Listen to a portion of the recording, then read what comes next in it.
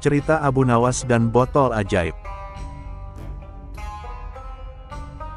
Tidak ada henti-hentinya, tidak ada kapok-kapoknya, Baginda selalu memanggil Abu Nawas untuk dijebak dengan berbagai pertanyaan atau tugas yang aneh-aneh. Hari ini Abu Nawas juga dipanggil ke istana. Setelah tiba di istana, Baginda Raja menyambut Abu Nawas dengan sebuah senyuman. Akhir-akhir ini aku sering mendapat gangguan perut. Kata tabib pribadiku, aku kena serangan angin, kata Baginda Raja memulai pembicaraan.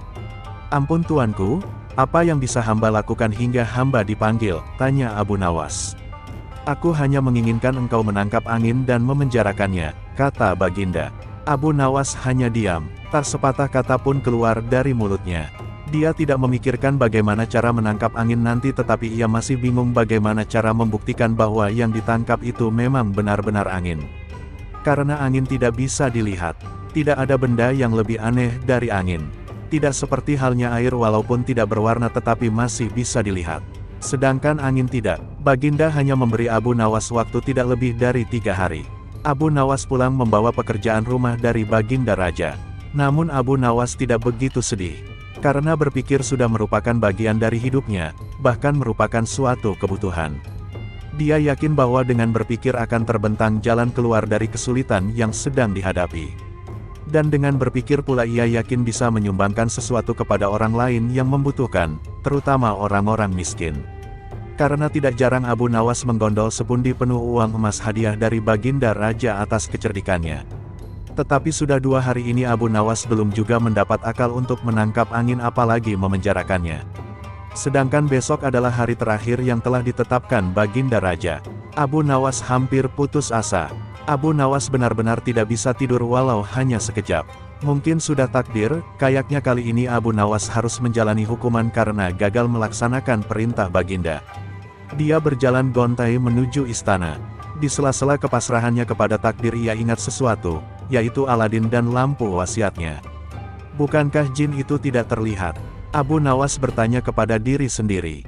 Dia berjingkrak girang dan segera berlari pulang. Sesampai di rumah ia secepat mungkin menyiapkan segala sesuatunya kemudian menuju istana. Di pintu gerbang istana Abu Nawas langsung dipersilahkan masuk oleh para pengawal, karena Baginda sedang menunggu kehadirannya. Dengan tidak sabar Baginda langsung bertanya kepada Abu Nawas. Sudahkah engkau berhasil memenjarakan angin, hai Abu Nawas? Sudah Paduka yang mulia, jawab Abu Nawas dengan muka berseri-seri sambil mengeluarkan botol yang sudah disumbat. Kemudian Abu Nawas menyerahkan botol itu. Baginda menimang-nimang botol itu. Mana angin itu, hai Abu Nawas, tanya Baginda. Di dalam, tuanku yang mulia, jawab Abu Nawas penuh taksim. Aku tak melihat apa-apa, kata Baginda Raja. Ampun tuanku, memang angin tak bisa dilihat, tetapi bila Paduka ingin tahu angin, tutup botol itu harus dibuka terlebih dahulu, kata Abu Nawas menjelaskan. Setelah tutup botol dibuka Baginda mencium bau busuk. Bau kentut yang begitu menyengat hidung. Bau apa ini, hai Abu Nawas, tanya Baginda marah.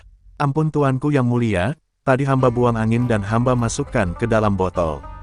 Karena hamba takut angin yang hamba buang itu keluar maka hamba memenjarakannya, dengan cara menyumbat mulut botol, kata Abu Nawas ketakutan. Tetapi Baginda tidak jadi marah karena penjelasan Abu Nawas memang masuk akal. Dan untuk kesekian kali Abu Nawas selamat.